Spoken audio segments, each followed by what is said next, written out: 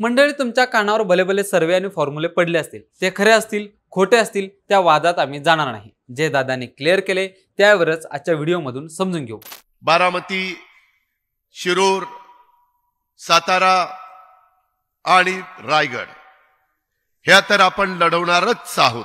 महायुतीमध्ये सगळ्यांसोबत मिसळायच्या आधीच दादांनी आपलं टार्गेट ठरवलं आणि त्या टार्गेटवर काम करायला सुरुवात केली आहे। आता दादांनी सुरुवात केली आहे खरी, पण जे मैदान दादांनी निवडले ते त्यांच्यासाठी पूरक आहे का, तिथे सत्ता करण्याची गणितं कशी आहेत यावरच आपण या व्हिडिओच्या माध्यमातून समजून घेणार आहोत। नमस्कार, मी सूरज पाटील आणि लगावबत्तीमध्ये तुमचं स्वागत। व्हिडिओच्या सुरुवातीला एक आठवण म्हणून तुम्ही जर अजून आमच्या चॅनलला सबस्क्राइब केलं नसेल तर आता सबस्क्राइब करा।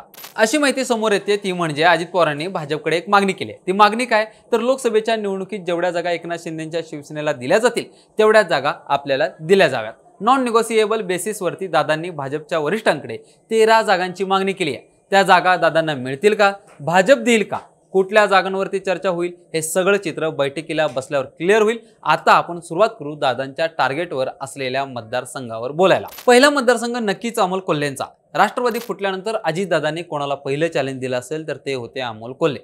सिरियलमध्ये काम करणाऱ्या अमोल कोल्हेंनी 2014 मध्ये शिवसेनेत प्रवेश केला। तिथे काम केल्यानंतर 2019 मध्ये ते राष्ट्रवादीत आले। राष्ट्रवादीत आल्यावर कोल्हेंवर शिरूर लोकसभेची जबाबदारी देण्यात आली। शिवसेनेच्या शिवाजीराव आढळरावांच्या विरोधात अमोल कोल्हे मैदानात उतरले आणि जिंकले। आता हेच कोल्हे शरद पवार गटात आहेत, त्यातच कोल्हे पुन्हा लोकसभेची निवडणूक लढणार हे कन्फर्म झाले। आता प्रश्न असा आहे की विरोधकांकडून कोण मैदानात उतरणार याचा। तसं पाहायला गेलं तर महायुतीकडून ही जागा अजित पवार गटाला जाणं साहजिकच आहे, कारण ज्याचा जिथे खासदार त्याचा तिथे उमेदवार। या सूत्रानुसार अजित पवार गटाने या मतदारसंघात कामाला सुरुवात केली। उमेदवार कोण असू शकतात तर विलास लांडे, दिलीप वळसे पाटलांची मुलगी पूर्वा वळसे पाटील किंवा स्वतः दिलीप वळसे पाटील या तयारीला लागलेत ते विलास लांडे। पण या मतदारसंघात अजित पवारांसमोर एक चॅलेंज आहे, ते म्हणजे एकनाथ शिंदेंची शिवसेना। या मतदारसंघातून सलग 2 वेळा खासदार झालेले शिवाजीराव आढळराव पाटील हेही महायुतीमध्येच आहेत। 2019 मध्ये अमोल कोल्हे विरुद्ध शिवाजीराव आढळराव अशी लढाई झाली होती। वरवर पाहायला गेलं तर आढळराव महायुतीमध्ये आहेत आणि कोल्हे महाविकास आघाडीमध्ये आहेत। यामुळे आढळरावांनी इथं दंड थोपटले। अजित पवारांनी कितीही चॅलेंज दिलं तरी कोल्हेंचा पराभव करणारा उमेदवार अजित पवारांच्या राष्ट्रवादीत नाही। परिणामी अजित पवारांना आढळरावांचा विचार करावाच लागेल। मग ती जागा शिंदेंच्या शिवसेनेला देणे असो की आढळरावांना आपल्याकडे घेणे असो, तुम्हाला काय वाटतं?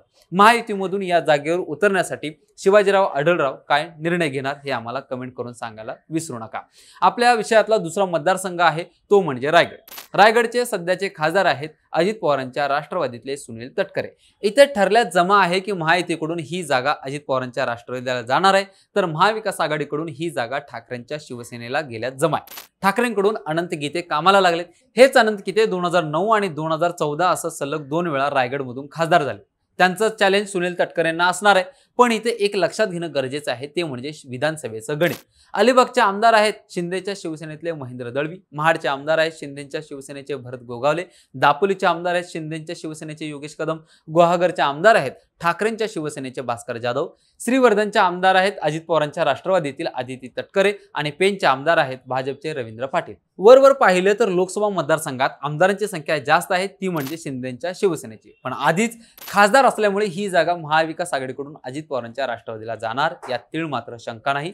तसं पाहायला गेलं तर ज्याचा जिथे खासदार त्याचा तिथे उमेदवार या सूत्रानुसार ही जागा महाविकास आघाडीकडून शरद पवारांच्या राष्ट्रवादीला जाणं गरजेचं आहे।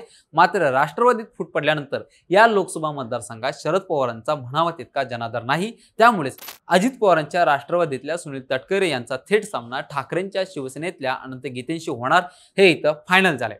तिसरा मतदारसंघ आहे तो म्हणजे सातारा लोकसभेचा। साताऱ्याचे सध्याचे खासदार राष्ट्रवादीचे असल्यामुळे या जागेवर दावा ठोकण्याचं कारण अजित पवारांकडे आहेच। मात्र दादांना शिंदेच्या शिवसेनेचे चॅलेंज आहे यात थोडी सुद्धा शंका नाही, कारण शिंदे गटाचे आमदार शंभूराज देसाई यांनी मीडियाच्या माध्यमातून सातारा लोकसभेची मागणी करायला सुरुवात केली आहे। इथे महायुतीमध्येच जागेवरून वाद सुरू झाला। इथे सध्याचे खासदार राष्ट्रवादीचे असल्यामुळे दादा गटाकडून दावा करण्यात आलाय। इथले माजी खासदार उदयनराजे भोसले भाजपमध्ये असल्यामुळे भाजपकडून या जागेची मागणी करण्यात आली आहे। तर शिवसेना कॅडर इथे स्ट्रॉंग असल्यामुळे शिवसेनेने या जागेवरून दबाव टाकायला सुरुवात केली आहे। एकाच घरात 3 भांडणं सुरू असल्यामुळे कुणे एकाला ती जागा गेली, इतर 2 पक्षाचे कार्यकर्ते नाराज होतील की महायुतीचा उमेदवार म्हणून कामाला लागतील हे पाहणंही गरजेचं आहे। साध्या भाषेत सांगायचं म्हणजे अजित पवारांना ही जागा आपल्याकडे घेणं हेच मोठं चॅलेंज असणार आहे। त्यात महाविकास आघाडीकडून ही जागा शरद पवारांच्या राष्ट्रवादीला गेल्या जमाय।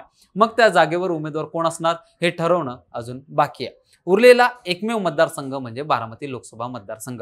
मला असं वाटतं बारामती लोकसभा मतदारसंघाबद्दल आमच्यापेक्षा तुम्हाला जास्त माहिती झाली आहे, त्यामुळेच साध्यात साधं सांगण्याचा प्रयत्न करतो। महाविकास आघाडीकडून ही जागा जाते शरद पवारांच्या राष्ट्रवादीला, तिथून उमेदवार असतील सुप्रिया सुळे। दुसरीकडे महायुतीतून ही जागा जाते अजित पवारांच्या राष्ट्रवादीला, तिथून उमेदवार असतील दादांच्या पत्नी सुनेत्रा पवार। इथलं विधानसभेचं गणित ही एकदम सॉर्टेड आहे। काँग्रेसचे 2 आमदार, भाजपचे 2 आमदार आणि अजित पवारांच्या राष्ट्रवादीचे 2 आमदार। महायुतीचे सर्वाधिक आमदार इथे आहेत। इथं महत्त्वाचा भाग हा नाही की कोणत्या पक्षाचे आमदार सर्वाधिक आहेत, इथं महत्त्वाचा भाग हा आहे की राष्ट्रवादीच्या कोणत्या गटाला इथला मतदार प्रतिसाद देणार आहे। कारण पहिल्यांदाच बारामतीच्या इतिहासात पवार विरुद्ध पवार असा सामना होणार आहे। मंडळी, महायुतीमध्ये चर्चा सुरू असल्याप्रमाणे हे 4च मतदारसंघ अजित पवारांच्या राष्ट्रवादीला जाण्याची शक्यता आहे।